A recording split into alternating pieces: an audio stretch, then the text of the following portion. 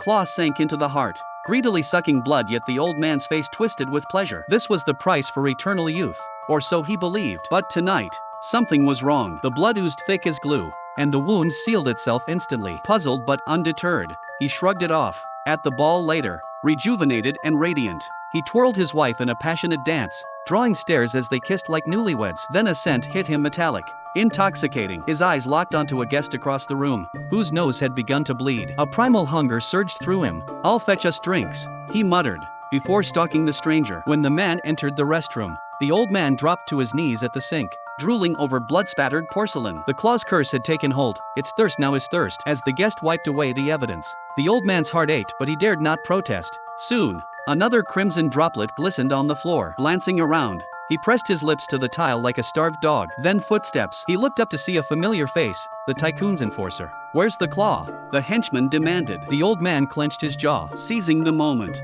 the henchman struck. He'd long despised his employer's cruelty. Denying him immortality was poetic justice. After stuffing the unconscious man into a car, he sent it careening off a cliff, then tossed a whiskey bottle after it. A perfect drunk driving tragedy. But the tycoon wasn't furious about the failed mission. He raged because the claw had one final secret: so long as the heart remains, the user cannot die. Meanwhile, the old man's body was recovered. The mortician stitched him up, and mourners gathered. The henchman slipped in, pinching the corpse's nose. No breath. Still paranoid, he lurked in the crematorium, watching flames consume the coffin. Only then did he relax. He never noticed the shadow slinking away before the furnace ignited, shivering in an alley. The old man wrapped himself in a dumpster-scavenged blanket. A newspaper headline declared his death. He dialed his wife only for her to hang up, dismissing the raspy voice as a prank. Enraged, he smashed the phone. But home was his last refuge. His granddaughter, though, recognized that voice instantly. She waited by the door, blanket ready, unfazed by his grotesque appearance. Yet even now,